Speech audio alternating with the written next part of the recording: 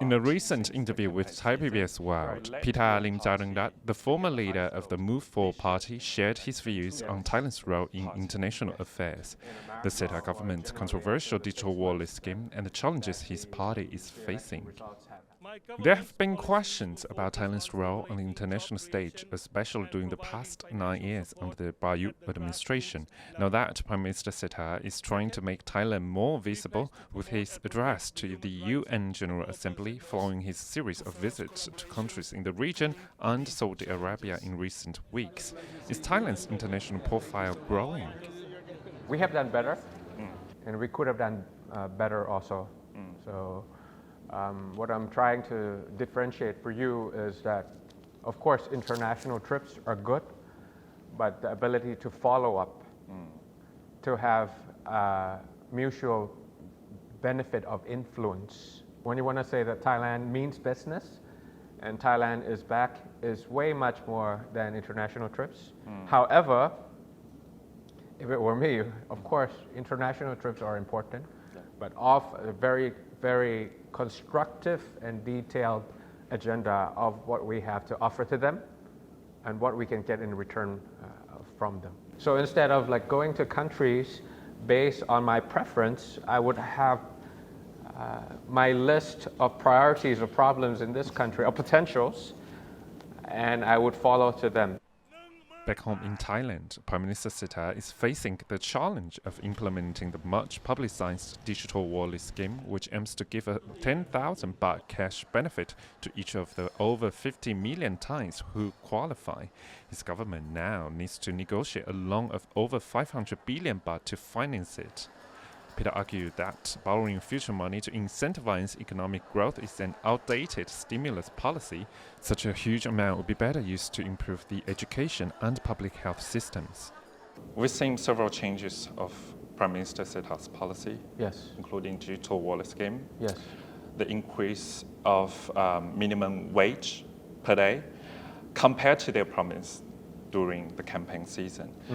What are your reaction to their government policies right now, given that some of Thai citizens, they couldn't have the 10,000 baht? I would argue that what the government needs to do, whichever government, including Kun Seta, is to do an economic restructuring rather than economic stimulation.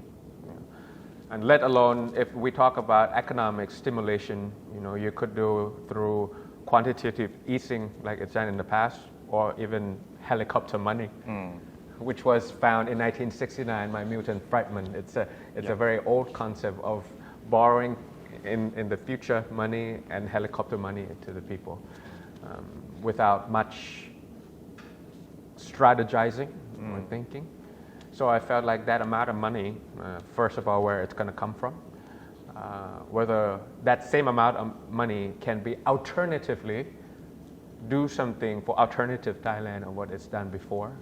Could it be fully targeted to children who have slipped out of the education system during the COVID crisis because the parents didn't have the money to send them? Could it be help to reduce the inequality in public health officials? Could it be something to help with the elderly? Foreign direct investment is crucial to Thailand's economy, but foreign investors have expressed concerns over shortages of skilled labor, water, and the green supply chain. Pita said that the Seta administration should address these concerns comprehensively across the nation, not just within designated economic zones. Chairpersons, president of many foreign chamber of commerce, they talk about many issues that the government should solve immediately. No matter it's regulatory guilty, water shortage, green supply chain, skilled labor force that you just talked about earlier on.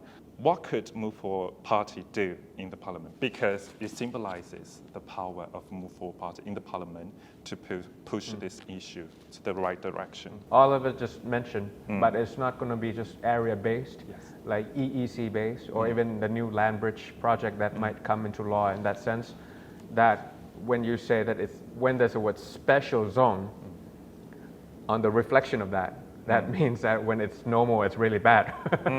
Land rights, water shortage, environmental friendly waste management in the not special zone is really bad. That's why you got to have that special zone that allows 99 years of land rent and all the water get taken care of. And it's not so much just, tax bonus anymore. Like when we were growing up, then people would say, 8-year tax exemption, factory import will be exempted. Those are the things that are of yesterday. They are trying to curb this down so that people don't incentivize other countries to come and invest just because it's lower in tax.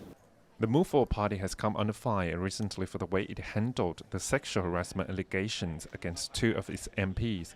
Pita admitted he felt greatly disappointed when he heard the news while he was in Washington, D.C. He vowed to push the party to enforce stricter rules regarding its members' moral conduct. We have to be much stricter. Yeah. And we cannot allow things like that to happen again. And we have to think about revising prevention, which is code of conduct. I have compiled all the code of conduct of institutions and political parties that are good in this.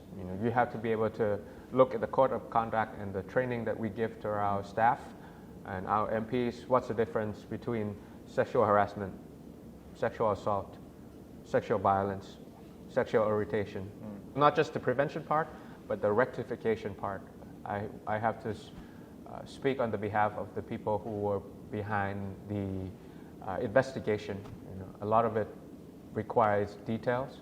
A lot of it requires scheduling. And of course, we have to give full courtesy to the victims of when they want to speak or when they don't want to speak, and how much information they can give to the public. On the legal front, Pita is facing a potential major setback to his political career if the Constitutional Court rules against him over charges related to his holding of shares in ITV, a media company. Pita has already had his MP status suspended and is facing the possibility of a prison term and a political ban if found guilty.